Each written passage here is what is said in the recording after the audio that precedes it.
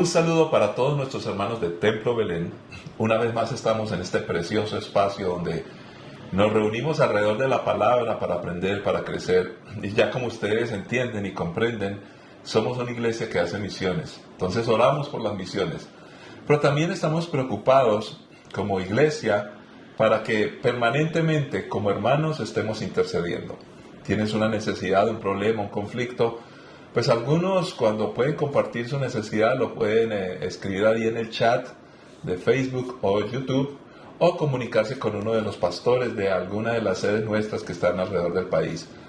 Dios es bueno, para siempre su misericordia. Estamos orando además para fundación de nuevas iglesias, Templo Belén en algunos lugares de la ciudad de Medellín o en otros lugares donde tengamos gente que está dispuesta a compartir la palabra, a crecer, a llevar el evangelio a otros porque estamos creciendo y entonces así tener más iglesias fundadas en nuestro precioso país. Y también por ya sugerencia y petición de muchos hermanos nuestros que por algunas razones han viajado a otros países, pues en algún momento, si es lo que Dios quiere, también vamos a fundar iglesias allí, Templo Belén.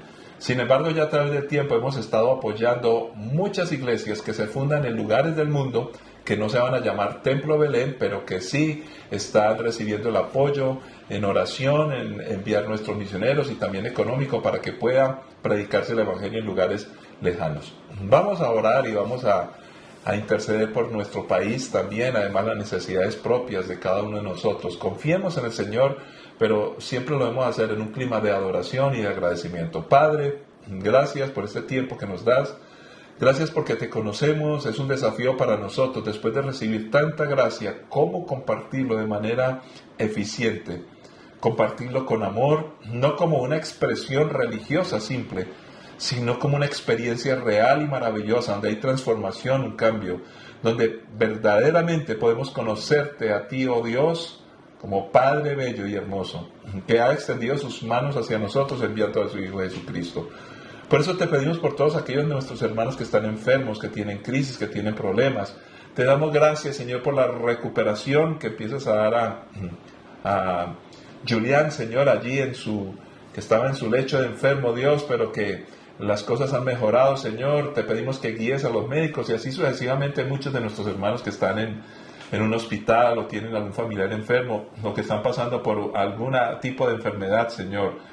Tú eres el mismo ayer y hoy por los siglos y creemos en que tú sanas y restauras. Ayúdanos a ser disciplinados con nuestras finanzas, con la administración, lo más importante de nuestra familia y nuestra vida personal. Señor, porque la mayordomía es parte de nuestra doctrina. Creemos que el Evangelio es integral y que si tú nos transformas desde el punto de vista espiritual, eso tiene unos efectos prácticos en toda nuestra vida. Por eso a los jóvenes, a los niños, nuestras familias clamamos, pedimos, y aún nuestra vida, Señor, con un testimonio de transformación en la esfera de influencia donde estemos en una sociedad, trabajando, estudiando o cualquier tipo de acción que estemos llevando a cabo, Señor, no solamente lo hacemos con gozo, con alegría y pensando en que disfrutamos lo que sabemos hacer, sino que entendemos que simplemente son posiciones y herramientas que tú nos das para ejercer una influencia como creyentes, llevando el Evangelio de la forma más práctica. Señor, yo te pido por cada uno, con agradecimiento lo hacemos, Señor, porque tú respondes por amor y en bendición en Cristo Jesús. Amén. Muy bien, y queremos hacer nuestra oración misionera. Vamos a seguir orando por el aspecto de la traducción de la Biblia. En este caso vamos a orar por la familia de traducción de la Biblia en Colombia, porque tenemos el caso de una preciosa familia. Un hombre de Dios, en algunos momentos le pude ver, Jairo Malo Wiwa, de la comunidad Wiwa, estaba trabajando en traducción de la Biblia, estaba casado con Catalina Ruiz y un pequeño niño que tenían, Otoniel. En un accidente que sucedió esta semana, ellos perdieron la vida en medio de las cosas que pasan en las carreteras en Colombia. Es una noticia muy triste porque están haciendo un trabajo bello y hermoso. Personas jóvenes y que a veces nos preguntamos por qué suceden estas cosas, pero igual pedimos por fortaleza para la familia que queda, para que Dios se glorifique, para que Dios bendiga, porque no es fácil. La fortaleza del Señor es importante en todo momento y para todos nosotros, los hermanos en la fe, aquellos que amamos la traducción de la Biblia y que conocemos, personalmente lo conozco, el pueblo Wiwa, y necesitamos que la obra de Dios siga corriendo. Por eso aquí estamos todos nosotros, que sirva como un estímulo. Personas que entregaron su vida para servir al Señor y ya lo habían hecho. No estoy diciendo que este accidente tenía que ver con eso directamente, sino que ya habían entregado su vida de servicio al Señor. Y Dios, que es soberano, conoce todas las cosas.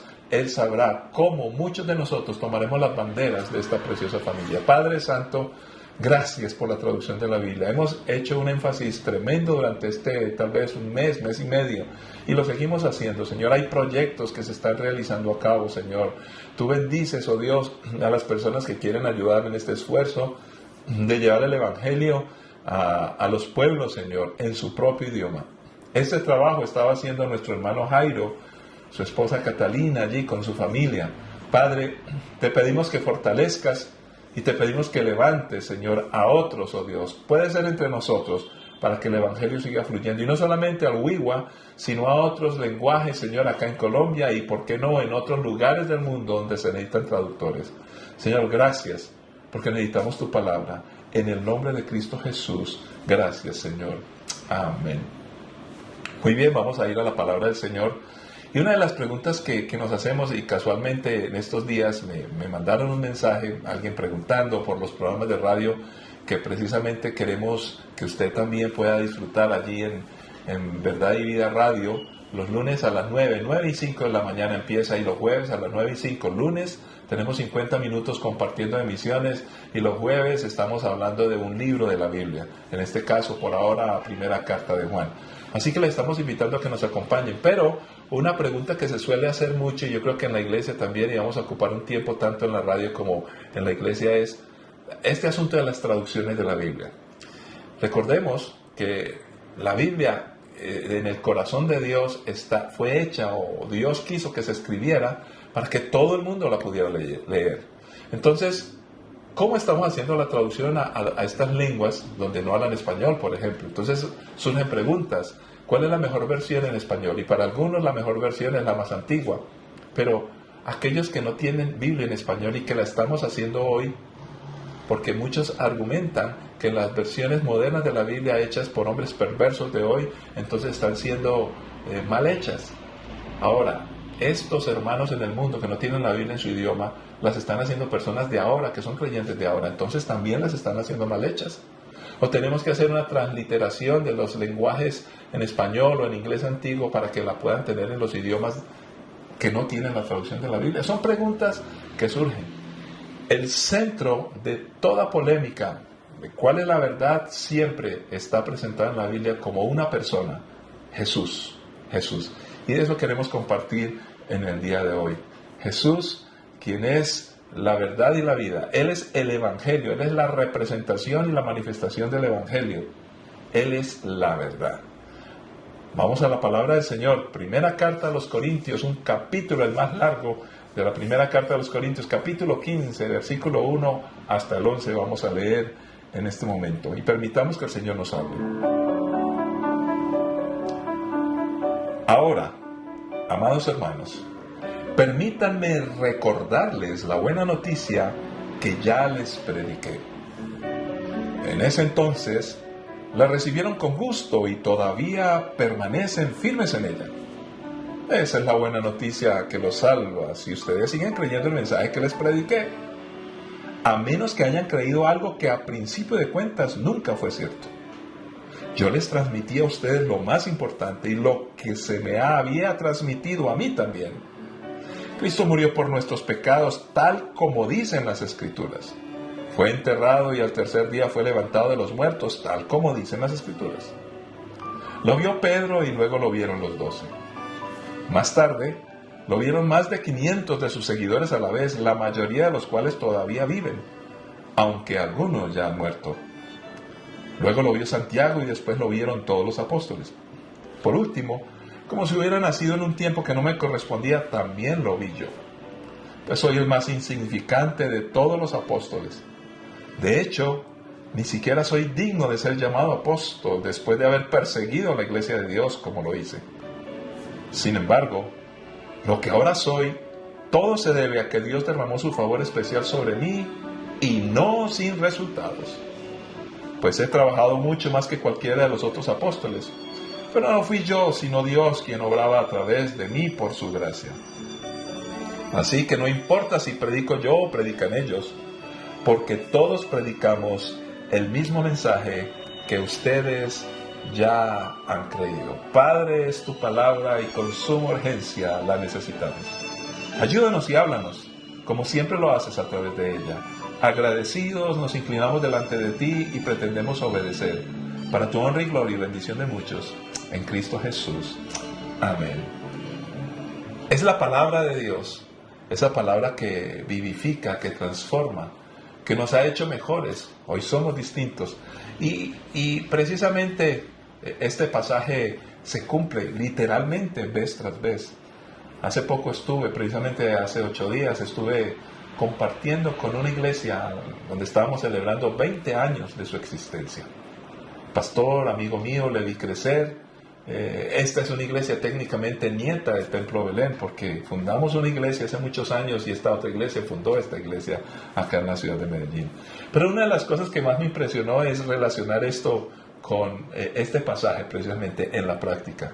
Porque Pablo está diciendo, en ese entonces, en un tiempo pasado, recibieron con gusto ¿qué? El Evangelio, la palabra, y todavía permanecen firmes en ella. ¡Qué gozo y qué alegría es poder ver hermanos nuestros que hace muchos años se les compartió la palabra y todavía siguen firmes en ella! ¿Por qué la palabra nos fortalece de tal manera que podemos caminar, perseverar y no torcer nuestro camino? Tristemente algunos lo hacen.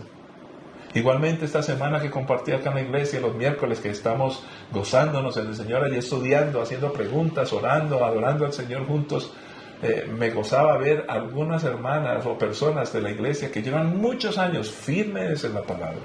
¿Qué hace que un libro tan maravilloso ejerza esa influencia sobre nosotros? Ahora, no es solamente que nos comportemos extrañamente, no me refiero a eso, es una firmeza a toda prueba. Personas que caminan bien, que piensan bien, que aman a las personas, que tienen un buen testimonio. ¿Qué hace que todo eso permanezca? Definitivamente es que el Evangelio es verdad. Ahora, miremos y amplifiquemos una vez más este pasaje, sencillamente para que usted comparta con sus amigos allí en cualquier lugar que puedan escuchar o puedan ver este video y puedan aprender acerca de la palabra. Comencemos diciendo que este evangelio que hemos recibido es para nunca olvidar. Toda la primera carta a los Corintios tiene un mensaje muy importante. Y ese mensaje está precisamente mostrando que Jesucristo, como el evangelio, como la verdad, como el mensaje, es el centro de todo. Y ya, aunque está terminando Pablo de hablar o de escribir su carta, primera carta a los Corintios, vuelve a repetir, vuelve a enfatizar y con plena seguridad les dice, nunca olviden esto. Pablo quiere estar seguro en esta última parte de esta carta que están comprendiendo lo más importante. Y lo más importante, quiere Pablo estar seguro que lo comprendan de la manera correcta. Que no se equivoquen, que no vayan a tergiversar. Ahora, el punto es, si lo repite, y ya lo ha repetido muchas veces comenzando la carta, y ahora vuelve y lo repite, y siempre enfatiza el Evangelio.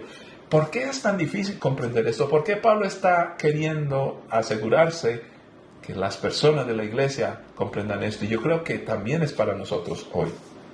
Primera carta a los Corintios, capítulo 15, 34, que está más adelante y no vamos a comentar, sino simplemente a leer este pasaje para entender por qué está tan afanado Pablo. Dice, piensen bien sobre lo que es correcto y dejen de pecar. Pues para su vergüenza les digo que algunos de ustedes no conocen a Dios en absoluto. ¿Cómo así?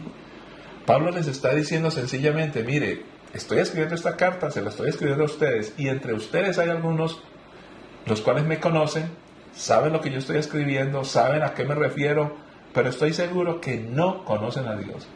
¿Cómo puede ser esto posible? Por eso el afán de Pablo, yo quiero que conozcan a Dios, y entonces nos insinúa, y vamos a tocar eso más adelante, en otra ocasión, pero nos está insinuando, si el pecado todavía está dominando nuestras vidas, yo voy a cuestionar si realmente conocen o no conocen a Dios. Ahora, ¿por qué? Precisamente porque el Evangelio, Jesucristo, el mensaje, nos confronta.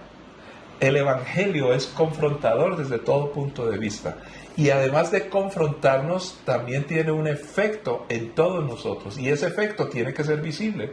Ese efecto no es argumentativo. Recordemos que la vida cristiana es como los chistes. Chiste que se explica es un chiste malo.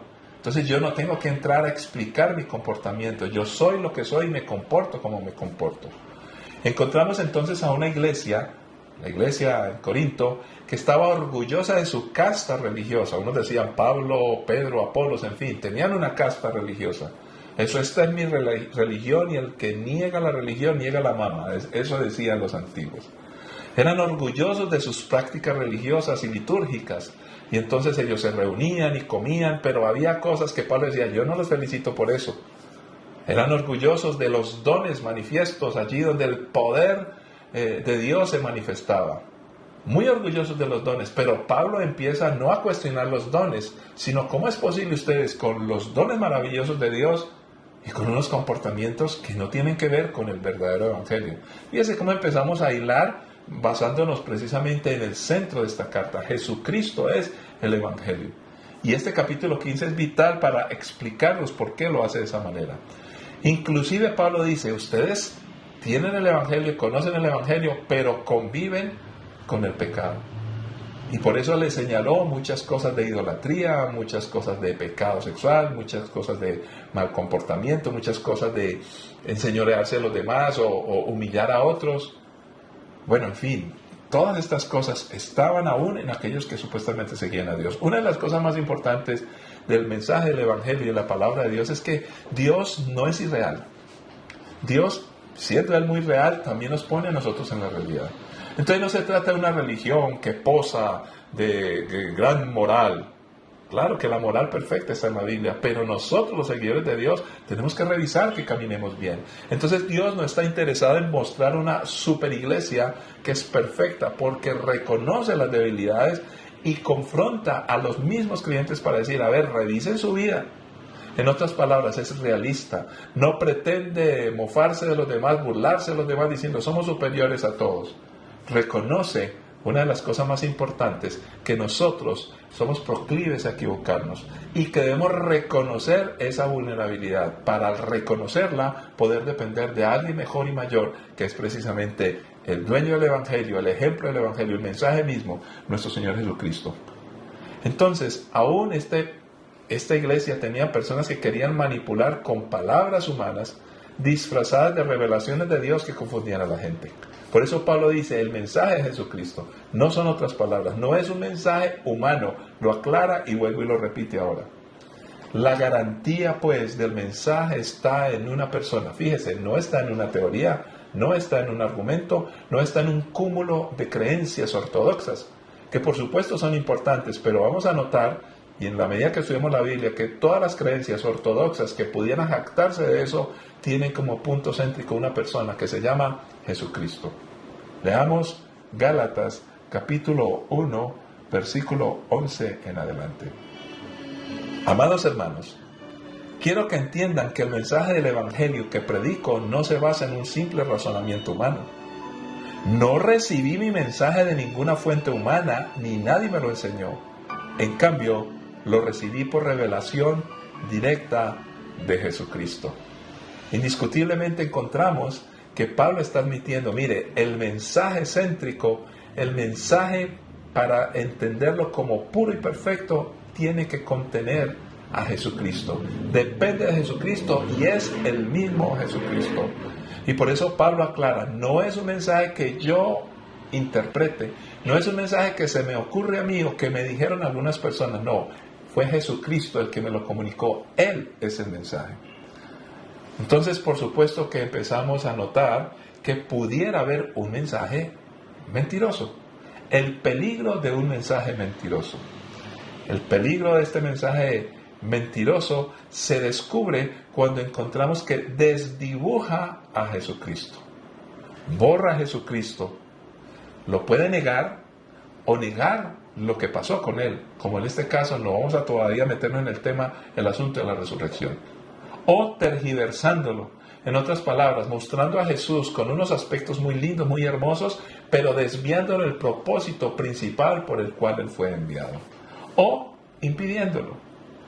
Por eso es que muchos tratan de sacar la Biblia de todos los espacios de una sociedad, y muchos inclusive hablan bien de Jesús, pero para criticar a la iglesia. No puede ser eso. Si la iglesia tiene errores, pues son errores por no seguir lo que Jesús dijo. Pero si nosotros miramos bien lo que dice la palabra y conocemos a Jesucristo, pues allí vamos a entender quién es la iglesia y quién no es la iglesia. De tal manera que aquel que encuentra horrores dentro de la iglesia va a encontrar los horrores de la naturaleza humana, no de la iglesia, concebida y pensada por el Señor Jesucristo. Por eso la importancia de, Pablo lo dice acá, como dicen las Escrituras. Esta frase maravillosa. Nosotros basamos lo que creemos en como dicen las Escrituras. No es como digo yo, o como opino yo, o como interpreto yo. Por eso nosotros los cristianos ortodoxos, esa es una palabra que a veces no me gusta usar, pero bueno, los cristianos que queremos mantenernos en la vida, suena mucho mejor y es más práctico, pues siempre todo lo que creamos y pensamos lo llevamos a la Escritura. Y allí en la Escritura miramos si lo que pensamos o decimos puede ser encontrado en la Escritura. No es que tomemos la Biblia para acomodarla a lo que pensamos, sino mi pensamiento lo llevo sujeto a Cristo. De esto hablaremos en otra ocasión, que está en otra parte que Pablo escribe. Ahora, el mensaje fue transmitido. Y entonces aquí nos muestra que es importante mantenerlo. ¿Y cómo lo mantenemos? Mateo capítulo 28 nos dice, el versículo 20, famoso pasaje que todos hemos de conocer de memoria. Dice, enseñen a los nuevos discípulos a obedecer todos los mandatos que les he dado, y tengan por seguro esto, que estoy con ustedes siempre hasta el fin de los tiempos. Entonces, cuando encontramos aquí que Jesús claramente dice y deja a la iglesia la gran comisión, enseñen todos los mandatos que yo les he dado. Y luego, en el libro de Hechos, esta fue la gran comisión en Mateo, cuando Jesús, antes de ascender, se reúne con los discípulos. Luego en Hechos 2:42 nos muestra a una iglesia naciente donde Jesús ya había ascendido. O sea, fue posterior al llamado que le hizo a Jesús estando aquí en la tierra a los discípulos. Y por ende a todos nosotros. Fíjense lo que dice Hechos 2:42. Todos los creyentes se dedicaban a las enseñanzas de los apóstoles, a la comunión fraternal, a participar juntos en las comidas, entre ellos la cena del Señor y a la oración. Encontramos pues las primeras prácticas de la iglesia que se han mantenido hasta hoy y que deben de estar centradas precisamente en algo tan sencillo y tan simple. Repitamos, las enseñanzas de los apóstoles registradas en la palabra, en los evangelios, en la Biblia, la comunión fraternal, por eso la importancia del amor, participar juntos en las comidas, en otras palabras, sentarnos juntos a comer. Y entre ellos la palabra de Dios, pero también comer comida física. Por eso es importante que como iglesia compartamos. No podemos siempre hacerlo todos, pero podemos hacerlo por grupos pequeños. Tenemos amigos que compartimos la vida. Pero también la cena del Señor, donde nos reunimos en el templo para estar juntos glorificando a Dios y dedicarnos también a la oración. Entonces, es importante mantener la transmisión de la palabra de Dios. Vuelvo y repito, no es mi opinión, la opinión de una tradición religiosa, es lo que dice la palabra de Dios y mantenernos allí. Ahora, ¿cuál es entonces la palabra de Dios de manera resumida para que podamos rápidamente identificar que estamos transmitiendo lo que es correcto? Sencillamente, Pablo nos dice acá, Cristo murió por nuestros pecados. Y por eso, si Él murió por mis pecados, yo debo tener claro que Él es el centro del Evangelio. Pero además, que para el efecto de lo que Él vino a hacer, Jesucristo vino a morir por nosotros, nació para morir, es porque yo admito que yo he pecado. Porque si yo no admito que he pecado, entonces, ¿por cuáles pecados que yo cometí murió Cristo? Cristo murió por los pecados y todos hemos pecado. Eso es claro y céntrico. Uno de los problemas más serios, y con lo cual ya estamos empezando más adelante a concluir, es que hoy a la gente, a todos nosotros, nos cuesta admitir nuestros errores. Es más fácil reconocer los errores de los demás. Entonces, primera cosa, El mensaje resumido, Cristo murió por nuestros pecados. Pero la segunda cosa es muy importante. Cristo resucitó de entre los muertos. Si Jesucristo no resucita, pues entonces no hay el poder suficiente para vencer el pecado. Hebreos 6, 1 al 3 nos dice: así que dejemos de repasar una y otra vez las enseñanzas elementales acerca de Cristo. Por el contrario, sigamos adelante hasta llegar a ser maduros en nuestro entendimiento. No puede ser que tengamos que comenzar de nuevo con los importantes cimientos acerca del arrepentimiento, de las malas acciones y de tener fe en Dios. Ustedes tampoco necesitan más enseñanza acerca de los bautismos, la imposición de manos, la resurrección de los muertos y el juicio eterno. Así que, si Dios quiere, avanzaremos hacia un mayor entendimiento. Aquí Pablo está haciendo bueno, yo creo que Pablo escribe Hebreos, otros creen otra cosa, pero bueno, en fin, digamos, Hebreos nos está diciendo claramente, es el colmo que una iglesia que crece y que es madura haya perdido y se le tenga que volver a explicar lo básico y lo esencial del Evangelio. Deberíamos de estar en un mejor y mayor nivel. Por eso Pablo, en la primera carta a los Corintios, se quiere asegurar de mantenernos en el centro que es Jesucristo. Y déjeme decirlo de una manera práctica. Muchas veces nosotros los cristianos peleamos, criticamos, nos vamos de la iglesia y empezamos a pensar en un montón de cosas que nos desvían del objetivo principal. Por eso es que hay manipuladores, controladores, personas que quieren como llevar a las personas a otras cosas que no son el Evangelio, desviándolos, como a ídolos mudos, lo dice el mismo Pablo en otra parte. ¿Por qué? Porque si nosotros no tenemos claramente a Jesucristo, lo que es el arrepentimiento, abandonar las malas acciones y solamente ir por fe en Dios y no en lo demás, entonces estamos perdidos, estamos mal y tenemos que otra vez volver a pensar en que Jesucristo murió y resucitó, porque es por eso que somos poderosos en Cristo para vencer cualquier cosa y no podríamos avanzar a un mayor entendimiento. Aquí creo que en la carta a los Hebreos, pienso yo que fue el mismo Pablo, por lo menos también Pablo habló mucho de eso, nos está dejando claro. Si abandonamos el evangelio céntrico que se llama Jesucristo, no hay poder para nada. Ahora, Pablo sigue siendo todavía más práctico. La evidencia que él mismo muestra, una evidencia que está definitivamente a la medida en su vida y en su corazón. Vamos a mirarlo así. Dice, pues yo mismo he recibido ese mensaje. Ese mensaje me fue transmitido. Ese mensaje me llegó de manera clara. Yo mismo lo recibí.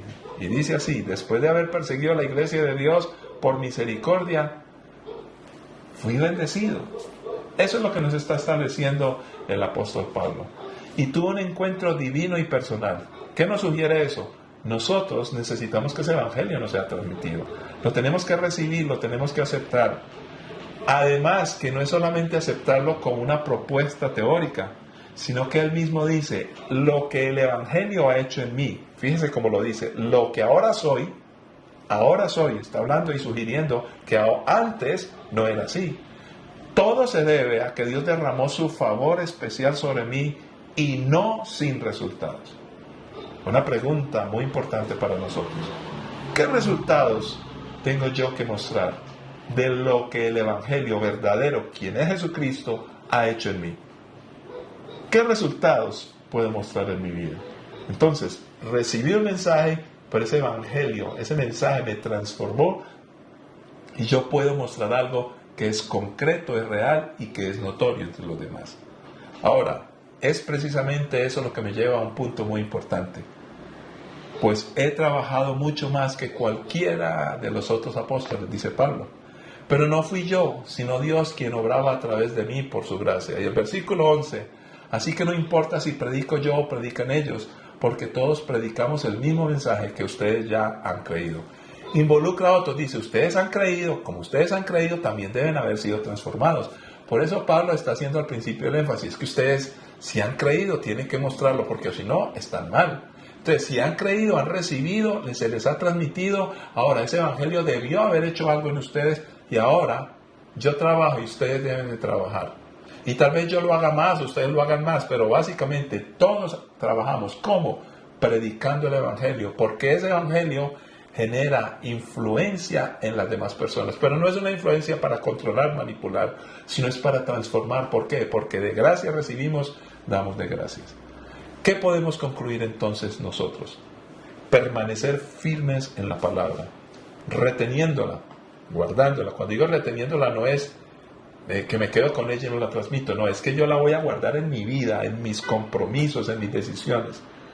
Puedo permitir su obra muy fuertemente en mi vida, todos los días, así sea pastor, lleve muchos años, siempre hay un espacio para ser transformados. De hecho, cada vez que yo estudio la Biblia me doy cuenta que me falta más.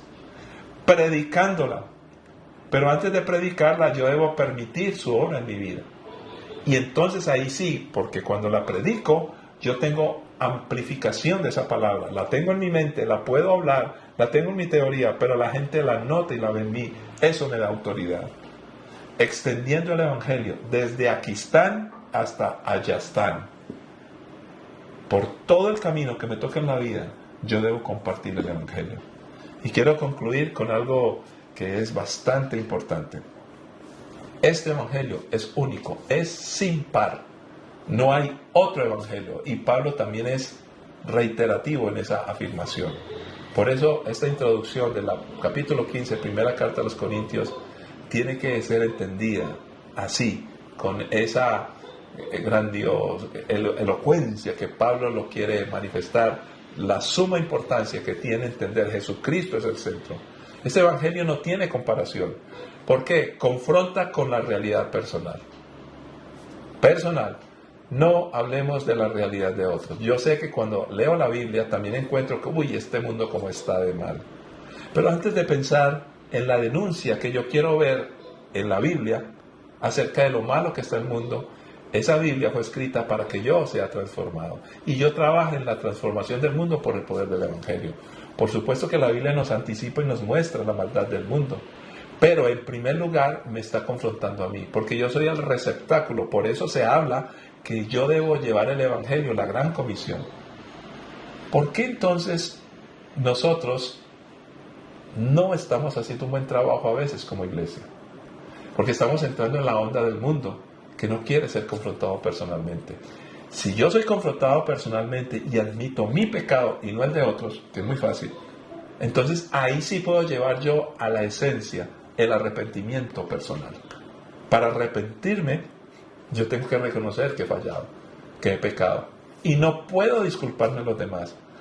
Pero es que esta sociedad es muy mala. El hombre nace bueno y la sociedad lo corrompe. Ay, Dios mío. ¿No será que nosotros, en la medida que vamos creciendo, ayudamos a que la sociedad sea más corrupta? No estoy diciendo que los demás no fallan, pero yo soy parte de la sociedad. Entonces, ¿cómo así que los demás me corrompen a mí? Yo debo estar seguro que yo no soy corrupto. Y para eso necesito el Evangelio. Por eso nos arrepentimos. Me transforma luego del arrepentimiento, porque si yo me arrepiento de lo malo que fui, yo tengo que dejar de hacer lo malo, y eso empieza a mostrar una transformación como individuo, como persona, que toca a mi familia, bendice a mi familia, mis amigos y así sucesivamente.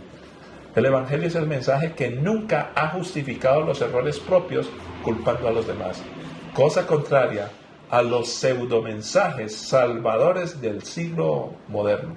Yo creo que siempre se han levantado personas a hablar, yo soy tu salvador y te voy a salvar de todo el mundo malo que hay alrededor tuyo. Pobrecito tú. Lo peor que le puede suceder a un ser humano es creerse que es la víctima de todos. Todos hemos sido víctimas en algún momento, por supuesto que sí, pero todos hemos sido victimarios porque les hemos hecho mal a otros. Entonces, el Evangelio es el único mensaje que nunca va a justificarte ni a ti ni a mí con los errores de los demás. Por eso hay transformación, por eso hay cambios en nuestra vida. No muta el Evangelio, no cambia, es pertinente y es transversal a toda cultura, tiempo o tipo de grupos humanos distintos y diversos. Es un Evangelio que no tiene dobleces, es un Evangelio que no tiene donde ser señalado de error o de horror, por supuesto que no. Y lo mejor es que por eso no viene del cielo. El ser humano no se lo podía inventar, porque todos estamos contaminados. Entonces cualquier mensaje que salga de nosotros tendrá esos visos de contaminación, Por eso necesitamos un mensaje del cielo, y esa es una persona, Jesucristo. Como no cambia y conoce la realidad del ser humano, entonces puede llegar a todo tipo de nación, cultura, lenguaje, raza, sociedad, como la quiera clasificar el ser humano, llega a todos. Y yo he visto eso en tantos lugares, con gente de cualquier sitio del mundo, no importa la raza, no importa la capacidad económica, intelectual, transforma a todos. Qué gozo es escuchar personas en el campo, por ejemplo, que trabajan la tierra y que aman a Dios y que Dios les usa y que son tan sabios para vivir. A veces encontramos gente muy doctorada, perdónenme, lo digo así, con doctorado más bien, pero no son sabios para vivir la vida. Entonces el Evangelio toca todas las vidas y los corazones. Por eso la explicación que Pablo quiere dar, es tan importante entender el poder de lo que Jesucristo hizo. Jesús es real y está vivo. Jesús es la verdad. Y por eso chocará en medio de un mundo de la postverdad, donde todo se volvió relativo y donde las emociones pululan por todo lado y la gente quiere su propia verdad para satisfacer su necesidad emocional. Sin embargo, nunca lo logra porque no es un mensaje, es un pseudo mensaje. Jesucristo te transforma, te confronta, te pone los pies en la tierra, hace una obra en ti y puedes tener identidad. Por eso le seguimos y le creemos permanentemente. Jesucristo, Evangelio y la verdad. Padre que estás en los cielos, gracias, porque tú nos has hablado, nos has tocado, nos has levantado, nos has transformado, nos has hecho mejores, oh Dios. Señor, te pido que toques la vida de mis hermanos, la vida mía también, Señor. Y queremos que ministres a nuestros corazones con tu Santo Espíritu. Porque la gran pregunta es, como Pablo inicia escribiendo en este precioso capítulo de la carta, la primera a los Corintios, Señor, queremos y estamos recordando la buena noticia que se nos ha predicado. La hemos recibido con gusto y permanecemos firmes en ella. ¿O hay fisuras, Señor? ¿Hemos sido transformados o estamos viviendo el Evangelio tan malamente que estamos mostrando a la gente como que el Evangelio no fuera cierto? Señor, por supuesto que el Evangelio es cierto. Sea Dios verdadero y todo hombre mentiroso. Nosotros mentimos, nosotros nos equivocamos, pero tu palabra es justa, perfecta y correcta. Por eso queremos caminar en ella y por eso queremos decirte, Dios, perdónanos, porque a veces nos alejamos, pero queremos regresar a permanecer y mantenernos en la palabra, que es el centro de nuestras vidas, en el nombre de Cristo Jesús, Señor. Queremos guardarla en nuestras vidas, permitir su obra de transformación en nosotros. Queremos predicarla y mostrarla, Señor, con nuestro ejemplo, extendiendo el Evangelio en todo espacio y lugar, porque es la verdad. En Cristo Jesús lo pedimos y lo creemos. Y te pido por todos aquellos que están empezando a caminar contigo, Señor, entendiendo que esto va mucho más allá de una tradición religiosa, de un pensamiento de algún loco por allá o de algún pseudo salvador que quiere con su carreta embaucar a las personas. No, Señor. El Evangelio está fuerte, permanece a través del tiempo, porque Jesucristo es una persona real. Ninguno de nosotros, los que seguimos a Jesús, podemos decir que somos perfectos. Ninguno de nosotros puede aparecer como el Salvador. Ninguno de nosotros puede controlar y manipular a los demás.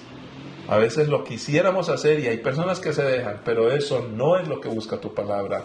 Jesucristo es el centro, la verdad, la vida. Jesucristo es el que transforma. Por eso, Señor, gracias, porque tu Hijo quiere transformarnos a nosotros y a muchos que están empezando a escuchar de ti.